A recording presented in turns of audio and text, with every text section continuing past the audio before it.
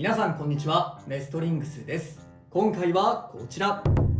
新しく発売されたドランストライクのパーツを使って 3on3 バトルをやっていきたいと思います。今回対戦するのは私野水航とつぶやきさん太郎です。よろしくお願いします。お願いします。それでは早速始めていきましょう。行きましょう。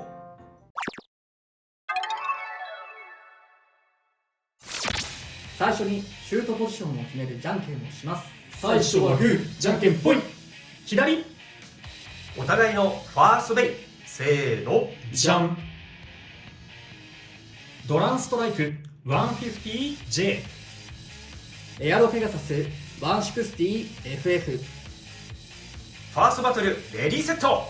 3、2、1、ゴーシュッ。さあ、振り切り入れたいよ。お、回転力があるうちに、お、行きたいが、いやもう中盤になると結構厳しいんだよな、ドランストライク。そうね、当たりどころ良かったね。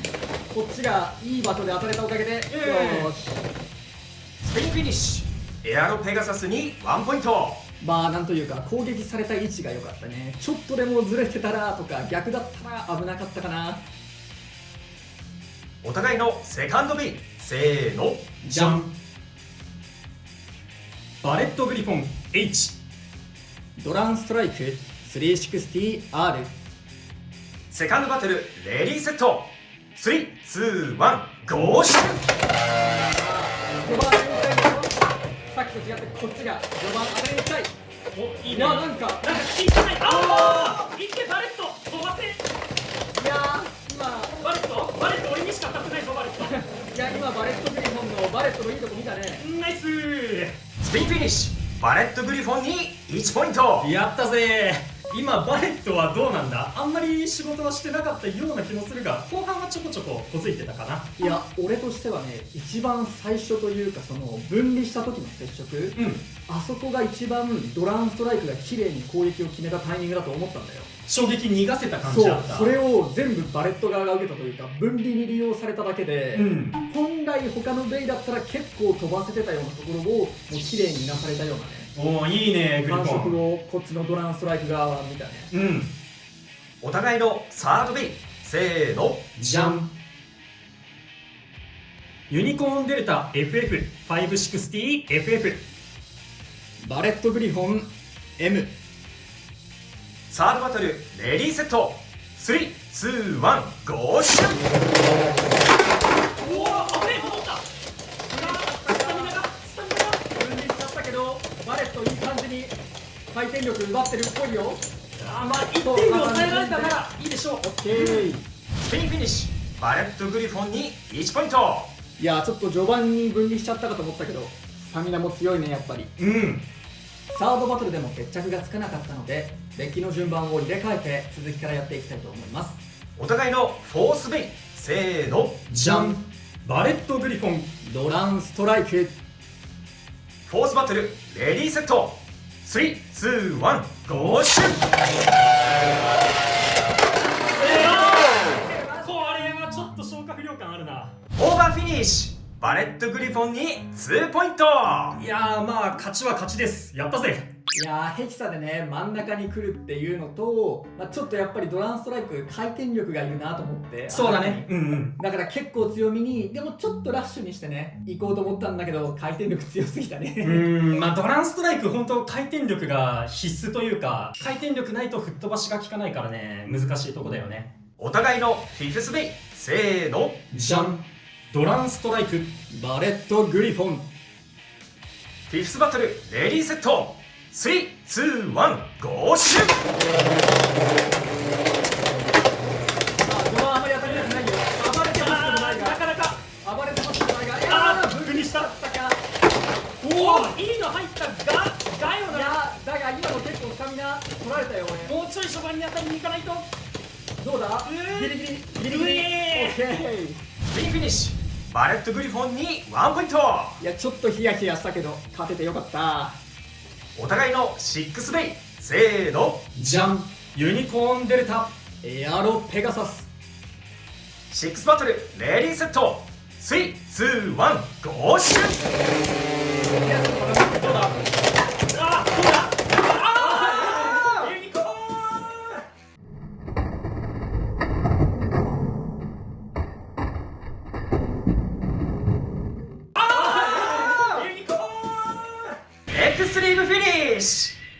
ペガサスに3ポイントということで、このバトルの勝者はノビズ渡るだ。やったーとも言い切れない勝負になっちゃったね。すごい勢いでどっか行っちゃった。でもあれだったよね、最初じゃなかったよね。ちょっと経って中盤ぐらいでそう自滅エクストリーム行ってきしたからますってなかなかすごいちょっと珍しいかもね。はい、ということで今回はドランストライクのパーツを使った 3on3 バトルをやってきましたが、いかがだったでしょうか。いやドランストライクの動画なんですが、ちょっとね先月僕たちがちょっと動画撮れなかったってこともあって、つぶやきさん太郎もね、私もバレットグリフォン使ったり、つぶやきさん太郎はユニコーンデルタも使ってもらったんですけど、バレットグリフォンの動画かなってぐらいめちゃめちゃ活躍してたね、お互いに。でも一応ドランストライクの方から話をしようかなとは思うんですけれども、ドランストライクね、結構パワーというかアタック力っていう面では感じるものがあるところはあるんですけど、他のアタックタイプよりも序盤特化な感じがしていて、終盤はあんまり飛ばさないようなイメージ。最初本当にバトルの序盤回転力がある状態での、23撃綺麗に決まると、とんでもないぐらい吹っ飛ばすことがありますようなんですけど、そこ以降がね結構厳しいなっていう風な印象は受けてしまいましたよね。そうだね、俺も最初はシャークスケールみたいに重さもしっかりあるブレードだからこそ攻撃力もあるしスタミナ面も結構伸びるのかなって思ってたんだけど、実際使ってみると、攻撃力は十分あるんだけどスタミナ面がちょっとね結構伸びないかなっていう印象はありましたね。でその攻撃力のところなんだけど、ブレードの回転力だけで吹っ飛ばせるっていう印象がすごく強くて、エクストリームダッシュしなくてもその場にとどまってブレードのすごい回転力で相手を吹っ飛ばすっていうことができるので、今回僕はジョルトで使ってラッシュシュートとかを多用してその場でとどまらせるような動きとかしてたんですけど、そういうその場でとどまってても相手と接触さえできたらめちゃめちゃ吹っ飛ばせるっていうドランストライクのいいところもあるブレードかなって思いましたね。今の話聞くとヘキサとか、なんかこう中央でとどまってかつちょっと踏ん張れるような別のアプローチで使ってあげた方が、今より活躍するブレードなのかななんていうふうには今聞いてて思いましたね。特にシュートパワーが強い人には特におすすめになるブレードかなって思いますね。そうね、そうシュートパワーもそうね、さっきみたいに俺みたいに自滅しちゃうこともあるから、そうね、ヘキサとかね真ん中で耐えるというか、あんまりこうエクストリームダッシュしづらいようなビットと合わせるっていうのはその点でもいいかもしれないなと思いましたね。ただやっぱちょっとね、シャークスケールとか、あとはエアロペガサスとかもそうかな、あの2機とかとちょっと比べてしまうと、なんていうか尖ってる部分がちょっと違うみたいな感じはしましたね。ペガサスとかスケールは結構まんべんなく高くってでもちょっと尖ってる部分があるよなって感じがしてて、でドランストライクはもう本当に序盤に信じられないぐらい尖ってる分は強いんだけど、ちょっとそこ以外がね他のやつと比べてしまうと見劣りしてしまうところはあるかなとは思いましたね。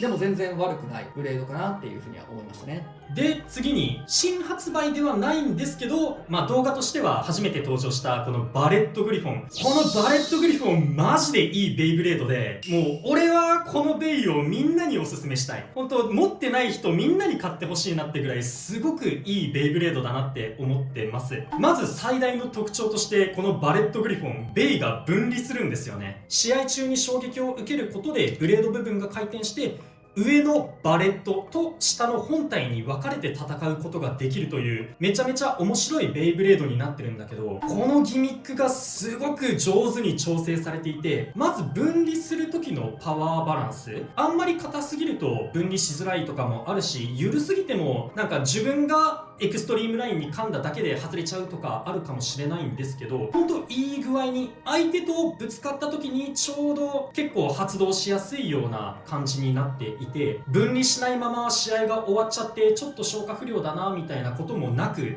大体バトルしてたらちゃんと分離してバレット発射してくれるなっていうところの硬さ調整がちょうどいいなっていう風に思ってたのと、こういう面白ギミックがついてるベイってあんまり正直強さとしては微妙だなって感じるところも今まではあったと思うんですけど、このバレットグリフォンはこの面白ギミックをちゃんと活かしつつ強いベイブレードとなっています。バレット部分がねしっかり攻撃力があってすごく背の低い状態になっているので、相手に攻撃したら相手を吹っ飛ばしたり相手をバーストさせたりすることもできるし、下のね本体側はすごく丸っこいので飛ばされづらいっていう風になっていて、バレットのアタックでオーバーバーストを狙いに行きつつもそれがうまくいかなくってもね本体側がしっかり粘ってスピンを取れるっていう風になってて、めちゃめちゃ強いベイブレードになっていますと、あとはねバレットが飛び出すんで、相手だけじゃなくて自分にもぶつかってしまってランダム要素も生まれて自分も吹っ飛ばされちゃったりするんじゃないのって思ってたんですけど、本体がちゃんと丸みを帯びてるのでバレットと自分の本体がぶつかってもそんなに大きなダメージにはならないんですね。ここもすごくいいポイントだと思っていて、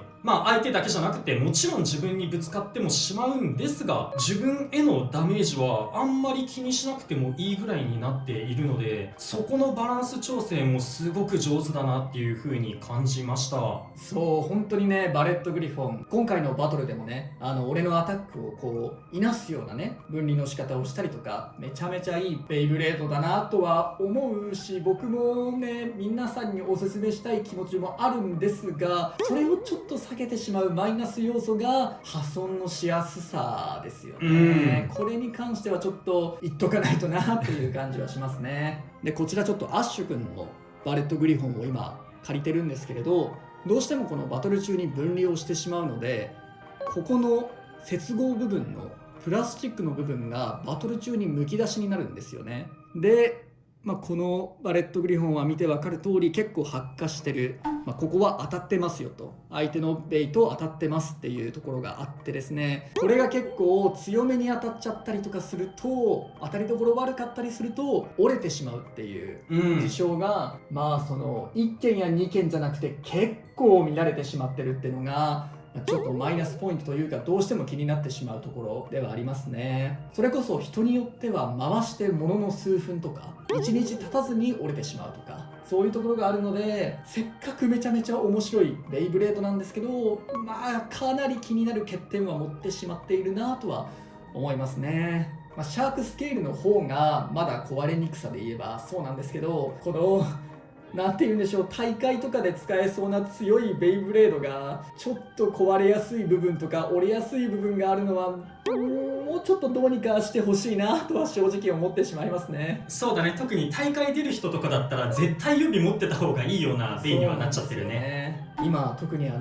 ベイブレード結構各地の売り場からなくなってるみたいなね、話もよく聞きますし、シャークスケールなんてね需要が上がりすぎてて、それこそ最近のエクスパンドが登場して以降に始めましたとかいう人たちにとってスケールが手に入らないっていう問題があったりとかね、もしてしまうので、でもかといってね再販された時にやっぱりみんな予備欲しいじゃないですか。だからそういう需要と供給は難しいんで、なんかね破損しづらい方法がもうちょっとあったらなとは思いました。ただこのバレットグリフォン、大会とかはジャッジの人がこうやって止めるまで手を出してはいけないというルールあるんですけど、友達とかとやってる時はね、例えばこうバトル中に分離しましたと、でまだ相手のベイが動いててバレットグリフォンに当たりそうですって時はちょっと手は危ないかもしれないんで、タオルとかでこう先にこう防いでね破損をちょっと抑制するとか予防するみたいなことはできると思うんで、ちょっとバレットグリフォン使っててそういうとこ気になるんだよなとかで友達とかと対戦してたりね、その大会とかでもそういうことを認めてくれる場所がもしあればね、ちょっと予防策というか対処として柔らかいものとかでこう先に止めてあげるとかすると多少はもうちょっと持ちは良くなるんじゃないかなとは思ってます。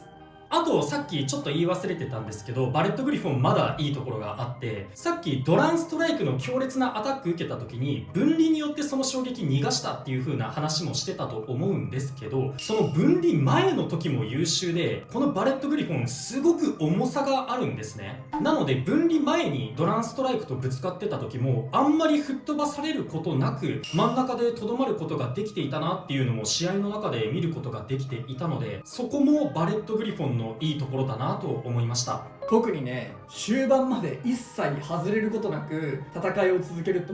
リザードロットなんか目じゃないぐらいの持久力発揮する時があってだって 60g かな、多分全部で 60g ですよ。